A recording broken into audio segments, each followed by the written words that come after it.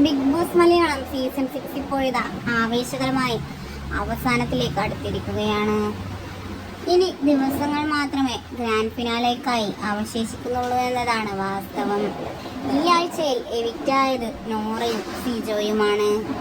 സിജോയുടേത് ഒരു unfair eviction ആണ് എന്ന് പറഞ്ഞുകൊണ്ടാണ് സിജോയുടെ ഫാൻ പേജസ് ഒന്നടങ്കം എത്തിയിട്ടുള്ളത്. ശ്രീധുവിനേക്കാളും ഋഷിയേക്കാളുമെല്ലാം എന്തുകൊണ്ടും നല്ലത് സിജോ തന്നെയാണ് എന്ന് പറഞ്ഞുകൊണ്ടാണ് പ്രേക്ഷകർ ഒന്നടങ്കം രംഗത്തെത്തിയിട്ടുള്ളത്. അതുകൊണ്ട് തന്നെ സിജോയുടേത് ഒരു അൺഫെയർ എവിക്ഷൻ ആണ് എന്നും ആരാധകർ കൂട്ടിച്ചേർത്തു.